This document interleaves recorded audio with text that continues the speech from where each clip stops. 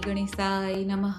મિત્રો, આપ જોઈ રહ્યા છો યુટ્યુબ આપણી ચેનલ આવો સત્સંગમાં આપ સૌનું સ્વાગત છે. મિત્રો, આજે આ વિડીયોમાં આપણે જાણશું તારીખ 17 મે 2026થી લઈને તારીખ 15 જૂન 2026 સુધી ચાલતો અધિક માસ કે અધિક પુરુષોત્તમ માસ, જે અધિક જ્યેષ્ઠ માસ કહેવાય છે.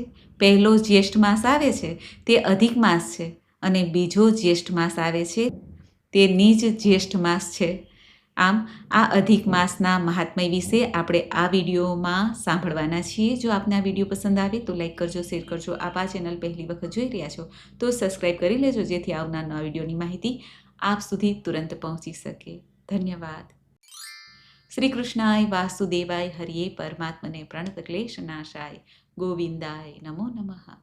ભગવાન શ્રી કૃષ્ણ કે જે પૂર્ણ પુરુષોત્તમ છે, તેમનું નામ સ્મરણ કરવા માત્રથી જ સર્વે ક્લેશ બાધાઓ દૂર થાય છે, પ્રભુની કૃપા પ્રાપ્ત થઈ જાય છે. એવા પરમ ગુરુ ભગવાન શ્રી કૃષ્ણને, પૂર્ણ પુરુષોત્તમને અમે કોટી કોટી વંદન કરીએ છીએ.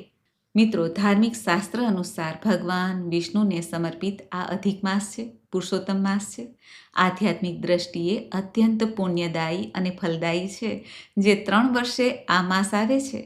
આ દરમિયાન પૂજા પાઠ, દાન, વ્રત, મંત્ર જાપ, તીર્થ સ્નાન અને ધાર્મિક ગ્રંથોનું વાંચન છે, પૂજન છે તથા દાન છે, તેનું વિશેષ મહત્વ છે. આ જ કારણે પુરુષોત્તમ માસ કહેવાય છે, જેનો અર્થ થાય છે સૌથી શ્રેષ્ઠ અથવા તો સૌથી પવિત્ર મહિનો. જો કે આ પવિત્ર મહિના હોવા છતાં પણ આ દરમિયાન વિવાહ, ગૃહ પ્રવેશ, નામકરણ કે નવું વ્યવસાય કાર્ય આરંભ કરવો, ભૂમિ પૂજન, માંગલિક કાર્ય કરવા, લૌકિક કાર્ય કરવાની સખ્ત મનાઈ છે. આ માસ પ્રભુની ભક્તિ કરવા અને પ્રભુનું સાનિધ્ય પ્રાપ્ત કરવા માટે ઉત્તમ છે, સમર્પણ કરવા માટે ઉત્તમ છે. પ્રભુની નજીક જવા માટે 3 વર્ષે આ એક માસ આવે છે. આપણા હિન્દુ પંચાંગ અનુસાર આ માસને મહત્વપૂર્ણ મનાય છે. જે 2 વાર જેઠ માસ આવે છે, તેમાં જે પહેલો જેઠ માસ છે તે આ અધિક માસ કે પુરુષોત્તમ માસ છે. જેમ કે વરસ 12 માસનો હોય છે, પરંતુ આ 2026માં પુરુષોત્તમ માસ આવતો હોવાથી 13 મહિનાનો એક વરસ થશે, જે પુરુષોત્તમ માસ આવે છે, અધિક માસ આવે છે. આ માસમાં ભગવાન નારાયણનું પૂજન કરી, ગોરમાનું પૂજન કરીને ઉપવાસ કરાય છે, પાપોમાંથી મુક્તિ મળે છે. આ માસને પુરુષોત્તમ માસ શા માટે કહેવાય છે, તેની પણ પૌરાણિક કથા જોડાયેલી છે. કહેવાય છે કે પહેલાં આ વધારાના માસને મલ માસ કહેવામાં આવતો હતો. ઘણો અશુભ માનતા. મલ માસ દરમિયાન કોઈ શુભ કાર્ય તો કરતા નહીં અને ભગવાનનું સ્મરણ પણ ન થતું. ત્યારે દુઃખી થઈને આ માસે ભગવાન શ્રી નારાયણનું શરણ લીધું. ભક્તવત્સલ ભગવાને આ માસ ઉપર દયા કરી અને તેના મસ્તક ઉપર હાથ રાખીને કહ્યું કે આજથી મારું અને તારું નામ એક જ હશે, તે છે પુરુષોત્તમ, પુરુષોમાં ઉત્તમ પુરુષોત્તમ. આ માસ આમ ઘણો પ્રસન્ન થયો. ત્યારથી કહેવાય છે કે આ માસમાં પ્રભુની ભક્તિ કરે છે જે ભક્તો પ્રભુનું નામ સ્મરણ કરે છે, જપ કરે છે, કીર્તન કરે છે તથા પ્રભુની કથા સાંભળે છે, મહિમા સાંભળે છે, તેનું અનેક ગણું પુણ્ય કે લાભ પ્રાપ્ત થાય છે. ત્યારથી આ માસને મલ માસ નહીં, અધિક માસ નહીં, પરંતુ પુરુષોત્તમ માસ કહેવામાં આવ્યો. વિષ્ણુ ભગવાનની પૂજાનો અધિકમાં અધિક લાભ આપનાર આ માસ છે. આ માસમાં ઘણા ભક્તો નિયમ પણ લે છે, એ પ્રમાણે આખો માસ વર્તન કરે છે, દાન પુણ્ય કરે છે. અને આમ જોઈ તો પતિ પત્ની પણ સંયમથી જીવીને આ માસમાં પૂજા ભક્તિ તરફ પડે છે, મનને એકાગ્ર કરે છે. આ આખા માસમાં વ્રત પણ થાય છે. એક ટાઈમ ભોજન ભક્તો લે છે, ઘણા નમકનો ત્યાગ કરે છે, ઘણા ઉપવાસ કરે છે. જે જેની શ્રદ્ધા એ પ્રમાણે આ માસનું પાલન કરે છે. આ પુરુષોત્તમ માસ 3 વર્ષે આવે છે, કારણ કે આપણા હિન્દુ કેલેન્ડર અનુસાર સૂર્ય અને ચંદ્ર વર્ષની ગણનાથી ચાલતા હોય છે. અધિક માસ તે ચંદ્ર વર્ષનો અતિરિક્ત એટલે કે અલગથી રહેલો ભાગ છે. સૂર્ય અને ચંદ્રના વર્ષની વચ્ચે અંતર જે પડે છે તેને સંતુલિત કરવા માટે આ અધિક માસ બનાવાય છે અથવા અધિક માસ લાગી જાય છે.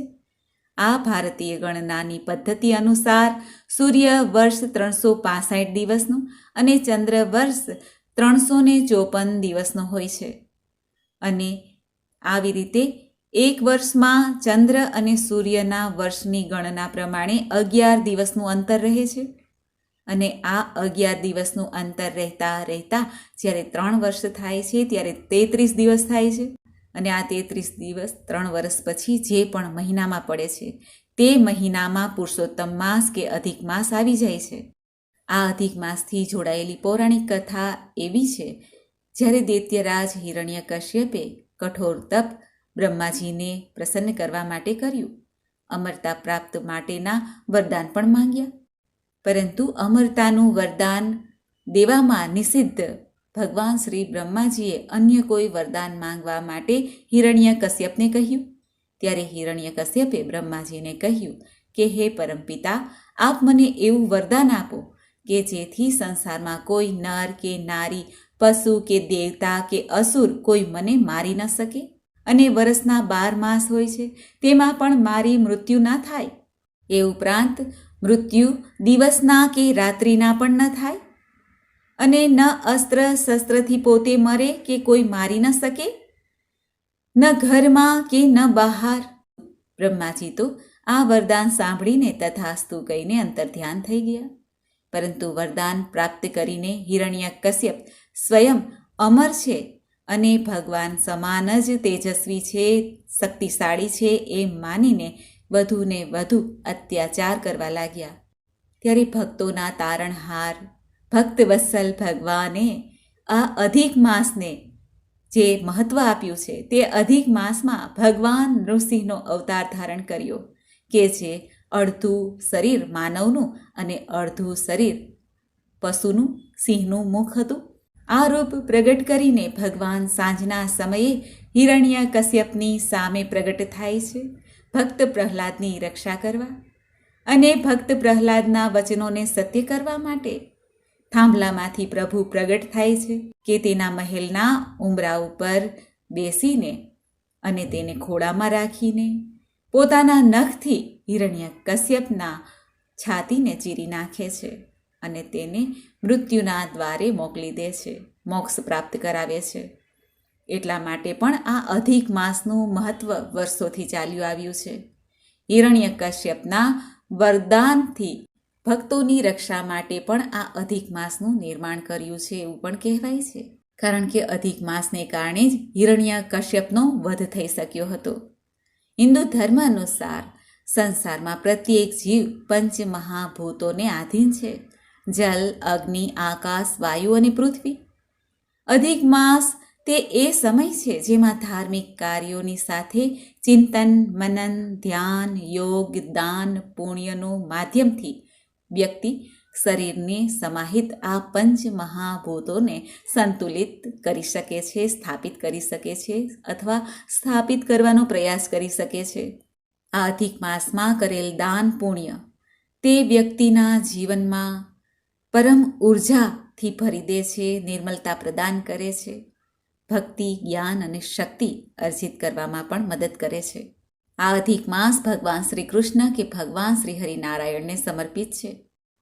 અધિક માસમાં રાશિ અનુસાર દાન કરવાથી કુંડળીમાં રહેલ ગ્રહો દોષો શાંત થાય છે. મિત્રો, તો આવો આપણે જાણીએ મેષથી લઈને મીન રાશિવાળા લોકો, જાતકોએ કયું દાન પુરુષોત્તમ માસમાં આપવું સર્વશ્રેષ્ઠ મનાશે. સૌથી પહેલાં છે મેષ રાશિ. મેષ રાશિ એટલે કે અ, લ, ઈ જેનો અક્ષર પડે છે. રાશિની ખબર ન હોય તો જે નામથી બોલાવવામાં આવતા હોય એ નામનો પહેલો અક્ષર ગણીને રાશિ જાણવી જોઈએ. મેષ રાશિવાળા જાતકોએ માલપુઆ, ઘી, ચાંદીની કોઈ પણ વસ્તુ છે, લાલ વસ્ત્ર છે, કેળા, દાડમ, સોનાની વસ્તુ, તાંબાની વસ્તુ, મૂંગા નંગ છે, ઘઉં આદિનું દાન કરવાથી લાભ પ્રાપ્ત થાય છે, મનોકામના પૂર્ણ થાય છે, પુણ્યના ભાગી બનાય છે. ત્યાર પછી છે વૃષ રાશિ. વૃષ રાશિના જાતકોએ સફેદ વસ્ત્ર, ચાંદી, સોનું, માલપુઆ, માવાની કોઈ પણ મીઠાઈ, ચોખા, કેળા, ગાયનું દાન, જો કે અત્યારે ગાયનું દાન કરવું શ્રેષ્ઠ મનાતું નથી, માટે ચાંદીની કે પછી માટીની ગાય બનાવીને મંદિરોમાં દાન કરી શકાય છે. હીરા, મોતી, વાહનનું દાન પણ કરી શકાય છે. આ દાનો સર્વશ્રેષ્ઠ વૃષભ રાશિના જાતકો માટે મનાય છે. ત્યાર પછી છે મિથુન રાશિ. મિથુન રાશિના જાતકોએ મગની દાળ, મગ, પન્ના, સોના, ચાંદી, મૂર્તિનું છત્ર છે અને તેલ, કાંસાનું બર્તન, કેળા, સેવફળ, માલપુઆ અથવા શૃંગારની સામગ્રી, સિંદૂર, સાડી, મહેંદી વગેરે દાન કરી શકાય છે. સર્વશ્રેષ્ઠ લાભ પ્રાપ્ત થશે. ત્યાર પછી છે કર્ક રાશિ. કર્ક રાશિના જાતકો કે જે ડ અને હ અક્ષર આવે છે તે રાશિના જાતકોએ મોતી, ચાંદીની વસ્તુ છે, પ્યાવ ખોલી શકાય છે, પાણીના મટકા ભરીને દાન કરી શકાય છે, તેલ, કોઈ પણ તેલ હોઈ શકે, અને સફેદ વસ્ત્ર, ગાય, સોનાની કોઈ પણ વસ્તુ, માલપુવા, માવાની મીઠાઈ, દૂધ, સાકર, ચોખા અને કોઈ પણ સફેદ મીઠાઈ પણ દાન આપી શકાય છે. સર્વશ્રેષ્ઠ મનાશે. ત્યાર પછી છે સિંહ રાશિના જાતકો, મ ટ અક્ષરવાળા, લાલ વસ્ત્ર, તાંબાની કોઈ પણ વસ્તુ, પિત્તળની વસ્તુ, સોના, ચાંદીની ધાતુ, ઘઉં, મસૂરની દાળ છે, માણિક્ય નંગ છે, ધાર્મિક પુસ્તકો છે અને દાડમ તથા લાલ કલરની કોઈ પણ મીઠાઈ છે તેનું દાન કરી શકાય છે. સર્વશ્રેષ્ઠ મનાશે. ત્યાર પછી કન્યા રાશિના જાતકો.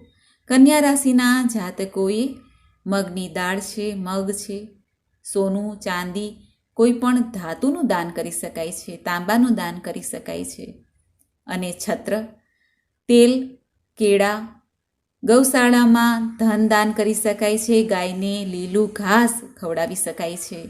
આમ કરવાથી શ્રેષ્ઠ ફળની પ્રાપ્તિ થશે. ત્યાર પછી છે તુલા રાશિ. તુલા રાશિના જાતકોએ સફેદ વસ્ત્ર છે, હીરો, માલપુવા, માવાની કોઈ પણ મીઠાઈ, સાકર, ચોખા, ખાંડ, કેળા આદિનું દાન કરવા સર્વશ્રેષ્ઠ મનાય છે. આ ઉપરાંત ગાય માતાની સેવા કરવાથી પણ લાભ પ્રાપ્ત થાય છે, શુક્રદેવની કૃપા પ્રાપ્ત થાય છે. ત્યાર પછી છે વૃશ્ચિક રાશિ. વૃશ્ચિક રાશિના જાતકોના સ્વામી મંગળ ગ્રહ છે, માટે લાલ વસ્ત્ર છે, મોસમી ફળ છે, દાડમનું ફળ છે, તાંબુ, ચાંદી કે સોનાનું દાન પણ સર્વશ્રેષ્ઠ મનાય છે, કારણ કે વૃશ્ચિક રાશિમાં હંમેશા ચંદ્ર નીચનો હોય છે. અને મૂંગા નંગ પણ દાન આપી શકાય છે. ઘઉંનું દાન સર્વશ્રેષ્ઠ મનાશે. ત્યાર પછી છે ધનુ રાશિ, જેમના સ્વામી ગ્રહ છે ગુરુ. આ રાશિના જાતકો પુરુષોત્તમ માસમાં પીળા વસ્ત્ર છે, ચણાની દાળ છે, લાકડીનો કોઈ પણ સામાન છે અથવા યજ્ઞની લાકડી છે તે દાન આપી શકાય છે. ઘી, તેલ, તલ, અનાજ, દૂધનું દાન કરવું સર્વશ્રેષ્ઠ મનાશે. ત્યાર પછી છે મકર અને કુંભ રાશિ, જેમના સ્વામી ગ્રહ છે શનિદેવ. આ રાશિના જાતકો સરસવનું તેલ છે, દવા છે અને નીલા કપડાં જે આસમાની કલરના વસ્ત્ર છે તેનું દાન આપી શકે છે. કેળા અને લોખંડનો કોઈ પણ સામાન, ઘરવખરીનો સામાન છે, ઓજાર છે તેનું દાન આપી શકે છે. મોસમી ફળનું દાન દેવું, કાળા વસ્ત્ર દાન આપવા, શનિ મંદિરે જઈને તેલનો અભિષેક કરાવવો સર્વશ્રેષ્ઠ મનાશે. ત્યાર પછી છે મીન રાશિ, જેમના સ્વામી ગ્રહ છે ગુરુ. આ રાશિના જાતકો પીળા વસ્ત્ર, ચણાની દાળ, ઘી, દૂધ, દહીં, પીળી મીઠાઈ અને શિક્ષા સંબંધી સામાન એટલે કે ધાર્મિક પુસ્તક છે, પેન છે અથવા કોઈ પણ પુસ્તક દાનમાં આપી શકાય છે. આમ કરવાથી આ પુરુષોત્તમ માસમાં આ બધી રાશિના જાતકોને લાભ અવશ્ય પ્રાપ્ત થાય છે. આ ઉપરાંત આ પુરુષોત્તમ માસમાં પીળા વસ્ત્રનું દાન આપવાથી ભગવાન વિષ્ણુ પ્રસન્ન થાય છે. ત્યાર પછી છે નારિયેળનું દાન. નારિયેળનું દાન કરવાથી જીવનમાં શુભતા આવે છે. જેમાં આખું નારિયેળ, જે જટાવાળું નારિયેળ છે તે પણ મંદિરોમાં દાન કરી શકાય છે અથવા જે લીલું નારિયેળ છે તેનું પણ દાન કરી શકાય છે. આમ નારિયેળનું દાન કરવાથી પરિવારમાં શુભતા આવે છે. સાથે સાથે દેવી લક્ષ્મીજીનો વાસ નારિયેળમાં એટલે કે શ્રીફળમાં રહે છે. અધિક માસમાં નારિયેળનું દાન કરવાથી ભગવાન નારાયણ પ્રસન્ન થાય છે. આ ઉપરાંત જરૂરિયાતમંદને ભોજનનું દાન કરવું સર્વશ્રેષ્ઠ મનાય છે, કારણ કે ભૂખ્યાને અન્ન અને તરસ્યાને જળ આપવું તે મોટામાં મોટું દાન છે. માટે અન્નનું દાન દેવાથી લક્ષ્મીજીના આશીર્વાદ તો પ્રાપ્ત થાય છે, ઘરમાં કમાણીમાં બરકત રહે છે અને પ્રભુની કૃપાથી ઘરમાં ધન ધાન્યમાં વૃદ્ધિ થતી રહે છે. આ અધિક માસ કે પુરુષોત્તમ માસમાં જ્ઞાનની વૃદ્ધિ અર્થે પુસ્તકનું દાન કરવું સર્વશ્રેષ્ઠ મનાય છે. ગરીબ જરૂરિયાતમંદ નાના બાળકો છે તેને પણ પુસ્તકનું દાન કરી શકાય છે, અથવા ધાર્મિક પુસ્તકનું દાન મંદિરોમાં કરી શકાય છે. ભગવાન શ્રી નારાયણ સહિત દેવી લક્ષ્મીની કૃપા પ્રાપ્ત થાય છે. મિત્રો, આમ આપણે દાન તો કોઈ પણ કરી શકીએ છીએ. ખાસ કરીને તલનું દાન, જે સફેદ તલ અને કાળા તલ છે તેનું દાન અવશ્ય કરવું જોઈએ.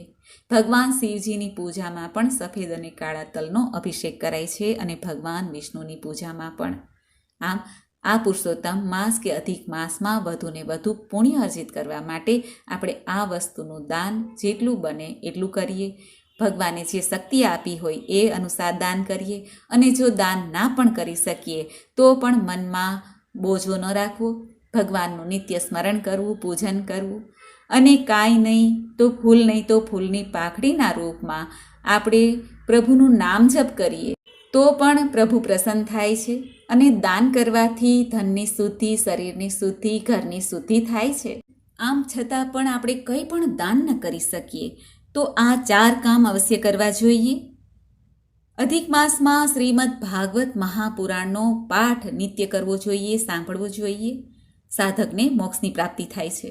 અધિક માસમાં શાલિગ્રામ ભગવાનની પૂજા સેવા કરવાથી, શાલિગ્રામ ભગવાનની સમક્ષ શુદ્ધ ઘીનો દીપક પ્રજ્વલિત કરવાથી, તુલસી પત્ર ધરવાથી, તુલસી દેવીની પૂજા કરવાથી સૌભાગ્યની પ્રાપ્તિ થાય છે. અધિક માસમાં શ્રીમદ ભગવદ્ ગીતાનો 14મો અધ્યાય નિયમિત રીતે પાઠ કરવાથી કાર્યક્ષેત્રમાં ઉન્નતિ મળે છે, પરેશાનીમાંથી મુક્તિ મળે છે. અધિક માસમાં બ્રહ્મ મુહૂર્તમાં ઉઠીને ભગવાન નારાયણની, ભગવાન શ્રી કૃષ્ણની સેવા પૂજા કરીને ત્યારબાદ સૂર્યનારાયણને અર્ધ્ય આપીને ગાયત્રી મંત્રનો જપ કરવાથી દરેક પ્રકારના સંકટોમાંથી મુક્તિ મળે છે. આ અધિક માસમાં દીપદાનનું પણ ઘણું મહત્વ છે. દીપદાન કરવાથી, મંદિરોમાં જઈને દીવો પ્રગટાવવા, પીપળાના વૃક્ષ નીચે અથવા તુલસી ક્યારે દીવો પ્રગટાવવાથી પણ કહેવાય છે કે મોક્ષની પ્રાપ્તિ થાય છે. આ દીવો પ્રગટાવવો તેને પણ દીપદાન કહેવાય છે. મને આશા છે કે આપને આ વિડીયો જરૂર પસંદ આવ્યો હશે. શ્રી કૃષ્ણાય વાસુદેવાય હરિયે પરમાત્મને પ્રણતક્લેશ નાશાય ગોવિંદાય નમો નમઃ. બોલો ભગવાન શ્રી બાલકૃષ્ણ લાલની જય, પુરુષોત્તમ પ્યારાની જય. મિત્રો, મને સાંભળવા માટે ધન્યવાદ. આપ સૌને મારા જય શ્રી કૃષ્ણ.